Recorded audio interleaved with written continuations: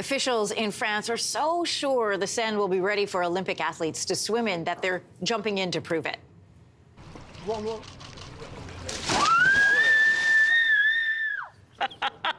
We brought you this story earlier this week. That's France's Minister of Sports swimming and screaming in the Seine after growing concerns that the river might still be too polluted to be considered safe. So with the opening ceremony of the Paris Olympics just a week tomorrow and the Seine still listed as the venue for some swimming events, we're taking a closer look this morning at the story with Bloomberg's Alex Rajbandari, who is in Paris this morning. Welcome to your morning. Thank you. So we saw the Minister of Sport, and then yesterday the Mayor of Paris jumping in for a swim in the Seine. We know this river hasn't been open for swimming for a century now. Is it really okay to swim in?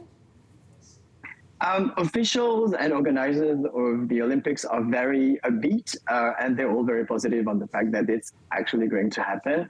To make it clear, the worries are the rain in France, because when it rains a lot, it goes into the sewage system that then overflows into the Seine and brings bacteria from the sewage system. It's been raining a lot in June, and so the results from E. coli concentrations were really not that good for that month, but officials are more upbeat for July. So, yesterday tests were good enough for the mayor, indeed, to go in the Seine, and it appears, if all goes well and if it doesn't rain too much, it's very much possible that it happens in a couple of weeks for the triathlon and the swimming marathon races. Okay, well, it's one thing for the officials to be jumping in the Seine, but how are the actual athletes, the people who are going to have to compete in it, feeling about swimming there?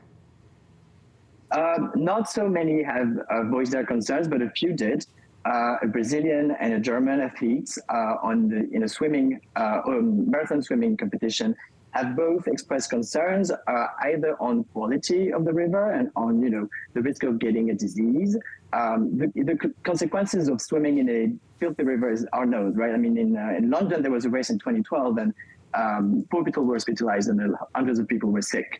And there's also some concerns around the currents, because it's been raining so much that the currents in the Seine are higher than usual, and it could be dangerous for swimmers if it doesn't slow down to actually participate in the races.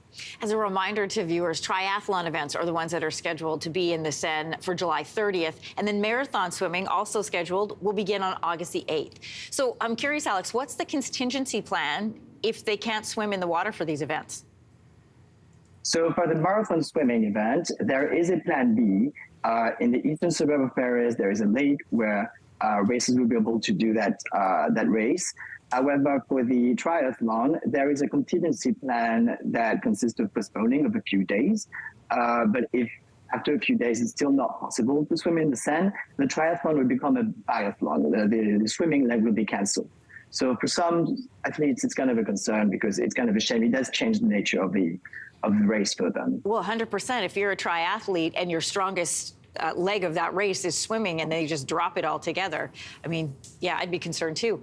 The city of Paris, we know, has spent more than the equivalent of 2 billion Canadian dollars just to clean up the Seine. What has that money gone toward? So 3 things. The main thing, as I said, is, the rainfall issue. So they've built a huge reservoir in the center of Paris that is aimed at getting all this water, and that it doesn't go into the sewage system and that doesn't spill over into the Seine. That's 50,000 cubic meters, so that's quite a lot. But it's, rainfalls, if it pours a lot of rain, it can be much bigger in Paris. So, there's still some concern that if there are big storms, it may not be enough. However, it should have an impact on localized storms.